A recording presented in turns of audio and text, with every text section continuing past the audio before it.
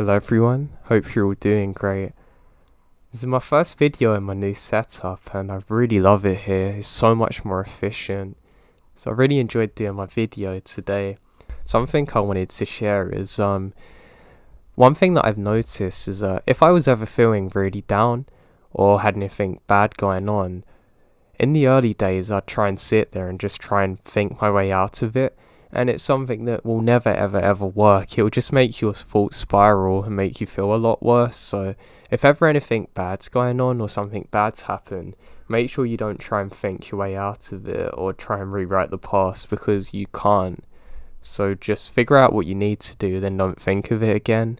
Honestly, it's something that will do you the world of good, and it's something that I wish I knew 2 years ago. So anyway, I hope you're all doing good. I love you and enjoy this video, and make sure you check out the podcast in the description and my Instagram at JoeTheInsomniac. I'm a 17-year-old guy currently living in Phoenix, Arizona. Shout out Arizona. This incident took place around 6 months ago on an overnight trip into the Superstition Mountains, which are about an hour drive east of Phoenix. I won't specify exactly what this trail is.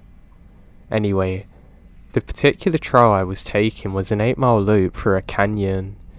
It's pretty simple in and out on an overnight trip. I planned on going with my friend, but they cancelled on me in the last minute.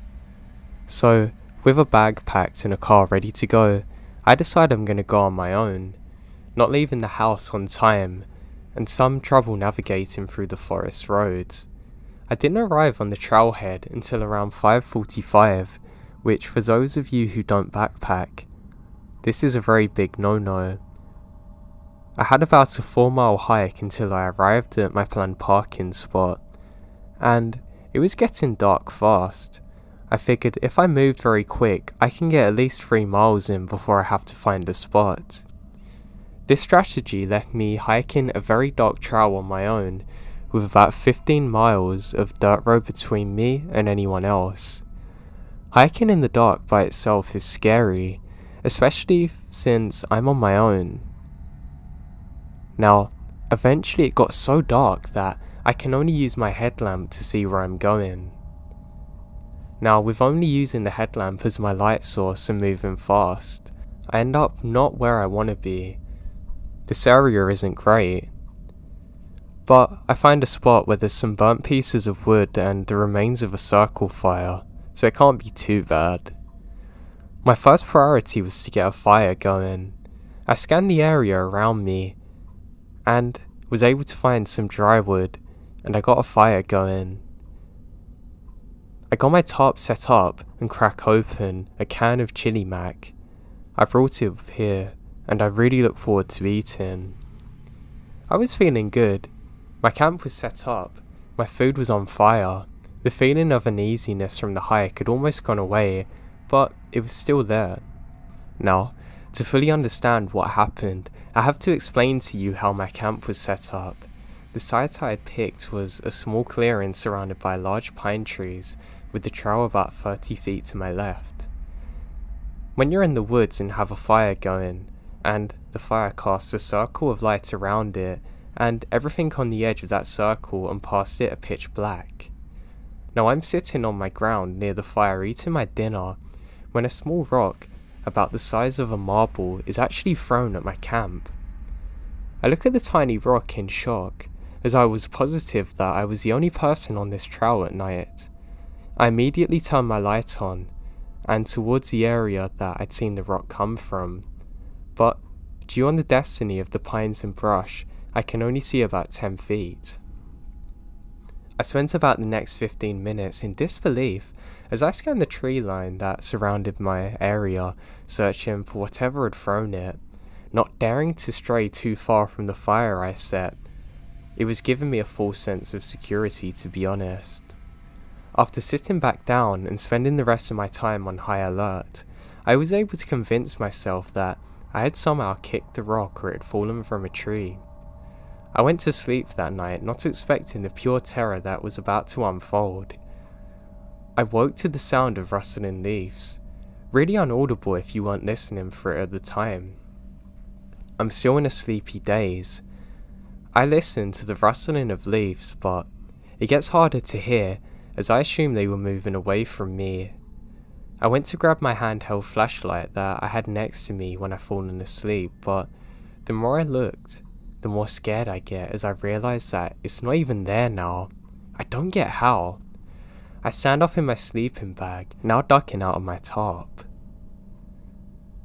Now, I can't really see far into the woods, but I was able to see a light off in them.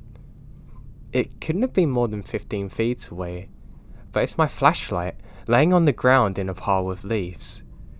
This is one of the few moments in my life that I've almost had a heart attack.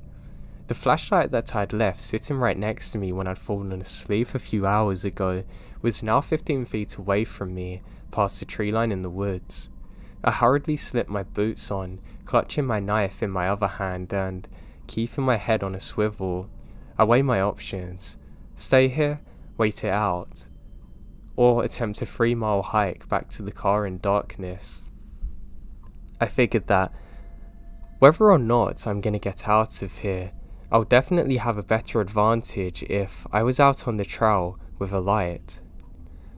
So I decided that I have to stay at my camp and remain there for the night. Eventually, it came back. I could hear it walking through the woods. It was so far off that I couldn't hear it at first. It sounded like somebody walking by, strolling around without a care in the world. Sometimes it will walk far, then near, and a few hours later do the same thing. Still faint as ever. This goes on for 3 or 4 hours until I listen to the steps getting closer until they're about 7 feet from me.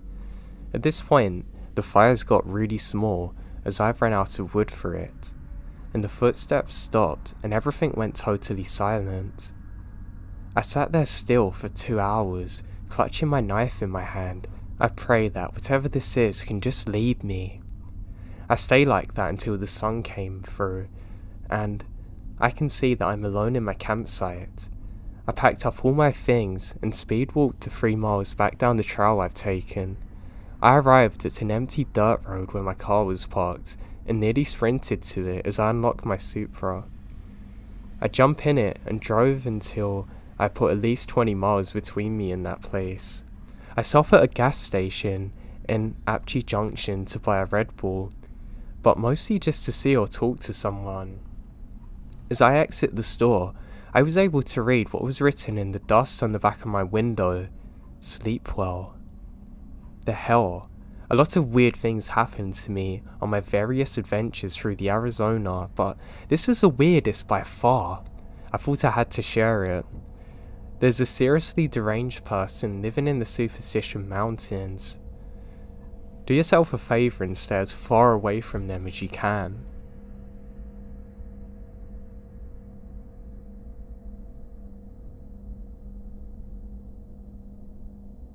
This is a story that's been really bothering me lately for absolutely no reason whatsoever. A few months back, I just had this dream that brought back this memory I tried to suppress growing up, but as of recently, it's been weighing on my mind. Growing up in 2005 on the edge of the suburbs, there was a large grove of trees and hills by some railway tracks that led to a big forest about half a mile from my home. When I was 9 years old, me and my neighbourhood friends would ride our bikes to the railroad tracks. We'd walk to the forest and go and explore the random pieces of furniture and junk in this forest. We'd play card games, do homework, and hang out with friends for about 2 hours. We never stayed too long. There was this small abandoned house, and in this forest, we always stayed away from it. As one of my friends, Michael, said, there's a homeless man that lived there, and if you saw him, run. So right off the bat, after hearing this, going near the house in the woods was as scary as could be. One chilly November afternoon after school, I came home and dropped off my backpack at the back of my home and immediately go there. My bike is broken at the time, so I walk. Michael told me at school that apparently, this area of the forest is a really good place to play Pokemon with him. This is something we'd frequently do growing up, just to pass time until our parents got home at 4. Nothing unusual. As I crossed the railroad tracks into the forest, I instantly felt a weird sensation. That feeling when somebody's watching you. I looked all around and don't see anyone, so I thought I was getting spooked as the rather overcast day was very eerie. Trekking through the autumn leaves scattered across this large wooden area, I come across a big open area where I'm supposed to meet Michael. Near to this area that we normally meet, I find his notebook open. On the page was written, "Hey, I had to go back home and grab some batteries for my Game Boy. Wait for me here. I'll be back soon. Michael." And I wait. Being alone, especially feeling like somebody was watching me, made this particular moment very uncomfortable. However, I convinced myself I was just being a wuss and decided to wait for Michael. I sat down and began playing on my Game Boy. It wasn't too long until that sensation of being watched grew into utter paranoia. I kept frantically looking for my Game Boy and checking my watch. I've been there for 30 minutes and it's starting to get dark. Then I heard some leaves crunch. I looked in the direction of the sound and briefly saw a dark hooded figure peeking from behind a few trees, then hiding back behind them. My skin crawled, and I immediately jump up from where I'm sitting, frozen in my tracks. I scream hello. I'm quickly reminded that I'm not alone, as I see this very tall, dirty looking hooded man peek from around the trees. He called back, "Hey buddy." I pick up Michael's notebook and I ran for my life. I ran so fast I barely had time to look behind me. However, I heard leaves crunching not too far from behind me. It's the man running for me. He was screaming for me to come back, and "I just wanted to talk to you. I'm sorry." I began crying as I was running, thinking this was exactly how those kids disappear. I ran and ran and ran until I literally tripped over the railway tracks and cut my knees. Michael was just getting to the tracks. He saw me, crying, and I screamed at him to run. Without question, we ran all the way home. The hooded man was nowhere to be seen. I last saw him staring from the woods. Defeated that he couldn't catch me or something, I don't know. I told Michael everything that happened and we never went back to the woods again. Years later in 2016, they bulldozed the woods and built a neighbourhood there. We later found out from the fellow neighbourhood friends who lived in the area the same thing would happen to them. To this day, it's probably the scariest thing that happened to me.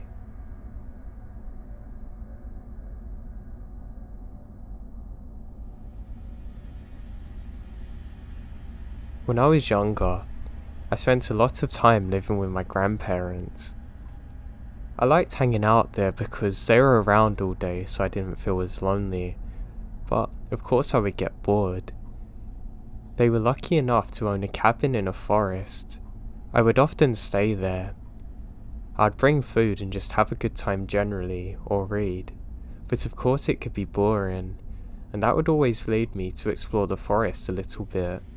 I would never go too far out, just far enough that I could find some tranquility and enjoy myself, something that I probably didn't do often enough. Now sometimes when I'd go out on these trips, I would have the overwhelming urge to get out of the forest, or the sense that I was being followed. Normally, I thought, oh, there's probably just some animals around and I'm not really used to being out in the woods, but it was something that would continue for a long time. So much so that I actually become used to it, and I trained myself just to switch off from it, which probably wasn't a good thing, because even today, I have the problem where if I feel like I'm being watched, I don't even bat an eye at it. Now on one particular day when this happened, I was on one of my walks, and I didn't really think much of it like normal. However, there was a pungent smell that was truly overwhelming my senses. It really smelled like a dead body. I thought maybe an animal had died, but I couldn't see any. I can't ignore this, and now the paranoia sets in, as I realise that something might be watching me. I'm worried that maybe it's a dead body or something. I start returning back to the cabin. As I do, I can hear something falling through the trees. I stop dead in my track. I can see a large rock has been thrown just behind me. Now I'm certain it had been thrown there, because I never saw it before and I literally just walked there. Then I think to myself, if that rock hit me, it would have knocked me out or gave me brain damage. Just as I'm thinking that, I can see a large dark figure in the trees. The craziest part is I lock eyes with something with orange glowing eyes. Now I don't believe in Bigfoot, but I have never seen anything like this in my life. The smell, the rock being thrown, it all makes sense. I turn and start sprinting. I'm so scared that I start to tear up while I'm running. I can hear that thing closing on me. I start screaming and praying. I make a sudden turn and now I'm only about 50 meters away from the cabin. I glance behind me and I can see the figure again, this time walking. I don't care, I keep going until I'm in the cabin and I slam the door behind me. Through teary eyes I look out the window and I can see whatever this thing is staring back at me. It stopped as though it knows that it can't go any further. It simply turns around again and returns to the forest. I told my parents about it and my grandparents, but they don't believe me. But I know what happened that day, and I've never seen anything like it. I know that the area is where the Navajo are supposed to reside, but I don't think it was a skinwalker. It's truly the most scary thing that I've ever experienced in my life.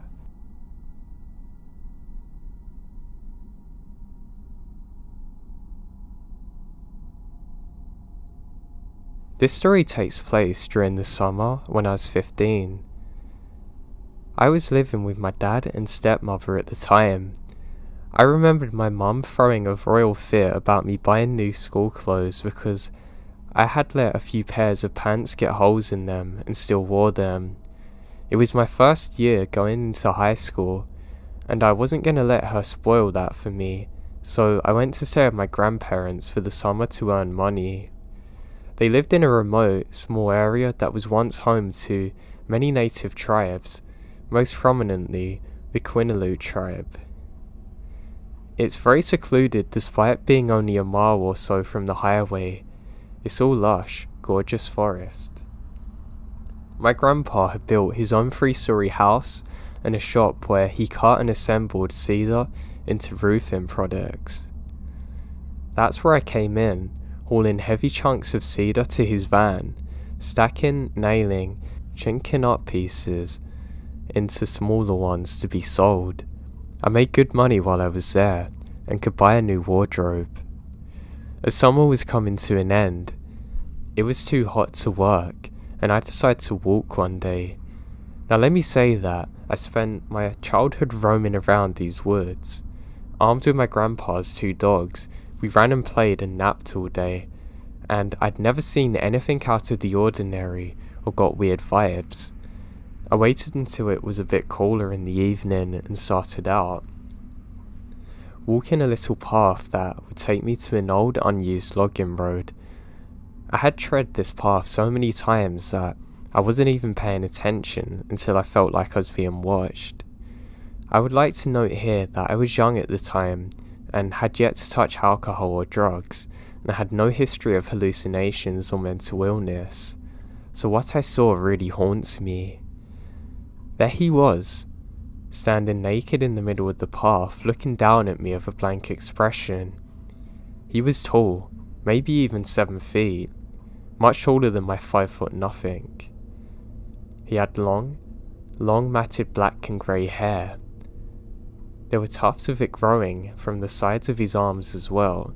His skin was very sticky yellow and pale, looking too big for his stature. We made eye contact. His yellow orbs felt like they're looking into my soul. I couldn't move or think. Everything goes silent around me. The next 10 seconds or so seemed like they stretched out for an eternity. We just stood there looking at each other, before he swiftly turned and walked back into the trees. The foliage went undisturbed as he melted through it and disappeared. I honestly expected him to charge at me, or at least try and intimidate me, but he just left. I haven't seen him since either, nor am I too enthusiastic to go out looking. I remember telling my grandma about it, and she said it was probably a drug addict, but something didn't seem right. I've told this story somewhere before, and it really scares me. I've tried looking into Native American folklore, especially the local stuff, but haven't found anything matching the description. I don't know if maybe it's a skinwalker or not, but it truly terrified me.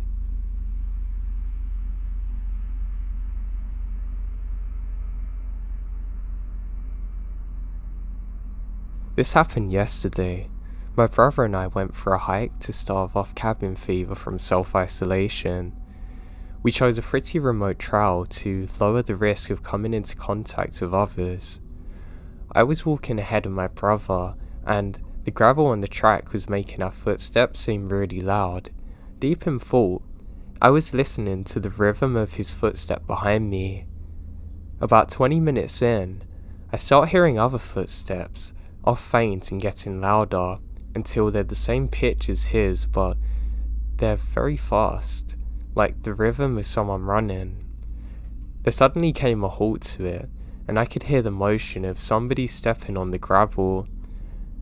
That sudden sharp rocky sound you can imagine.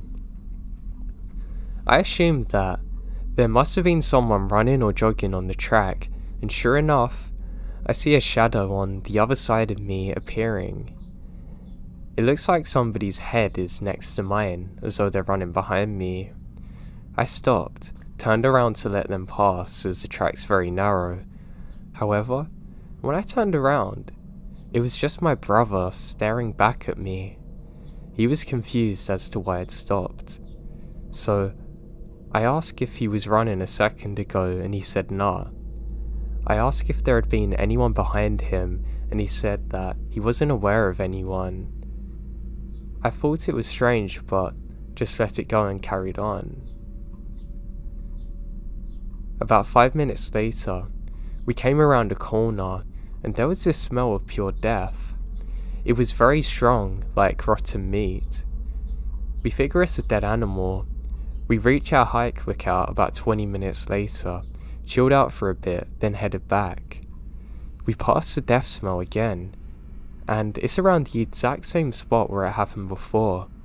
I hear the running sounds again. I ignore it because I'm getting scared now, and we pick up the pace to get back to the car. I told my mum, and she said that it must have been a dead body, and maybe that was their spirit that you could sense. I laughed at the time, but it was more out of fear. I'm really not sure what this is, and it still haunts me to this day.